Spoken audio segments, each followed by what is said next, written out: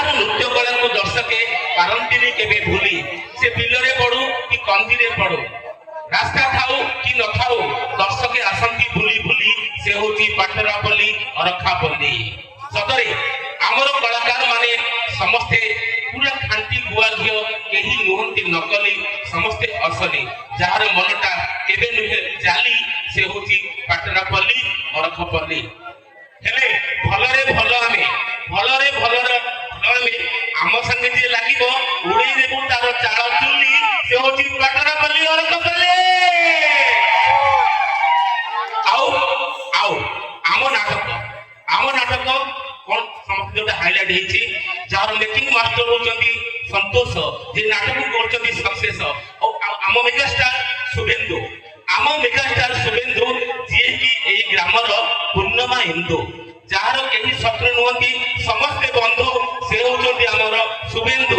ସେ ସବୁବେଳେ ସେମିତି ଥାନ୍ତି କିଏ ପ୍ରଶଂସା କରୁ କିଏ ନିନ୍ଦୁ ସେ ହଉଛନ୍ତି ଆମର ଶୁଭେନ୍ଦୁ ପାଇଁ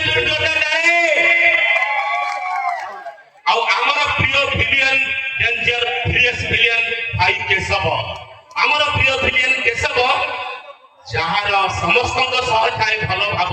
ଆରେ ଯାତ୍ରାରେ ସିଏ ସିନା ଭିଲିୟନ ହେଲେ ସତ ଜୀବନରେ ଭାରି ସୁନ୍ଦର ତାଙ୍କର ସ୍ୱଭାବ। ଆମ କେଶବ ଭାଇ ପରି କିଏ ଆଉ ହବ। ଆଉ ରହିଲେ ଆମ ପାର୍ଶ୍ୱ ନାୟକ ଟିକନ ପବନା ପ୍ରମୋଦ ଯାହାଙ୍କ ଅଭିନୟରେ ରହିଛି ଭିନ୍ନ ଏକ ସ୍ୱାଦ। ଏମାନେ କରନ୍ତି ଆମୋଦ ପ୍ରମୋଦ ସମସ୍ତଙ୍କୁ ବାଣ୍ଟି ଦିଅନ୍ତି ସ୍ନେହ ଭଲ ପାଇବାର ପ୍ରସାଦ।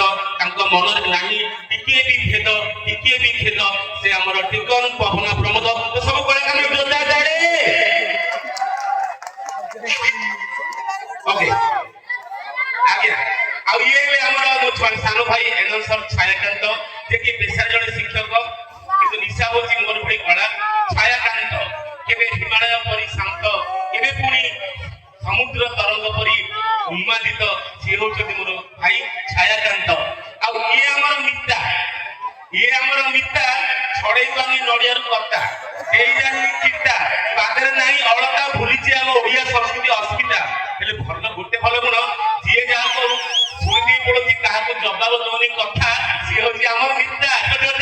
ସମସ୍ତଙ୍କ ପାଇଁ ବର୍ତ୍ତମାନ ଆମ ନାଟକ ହାଇଲାଇଟ ନାଟକ ତା ପୂର୍ବରୁ ଲାଷ୍ଟ କାର୍ଯ୍ୟକ୍ରମ ଆଇଟମ ଡ୍ୟାନ୍ସ। ନିଶ୍ଚିତ ରୂପେ ଦର୍ଶକ ବନ୍ଧୁ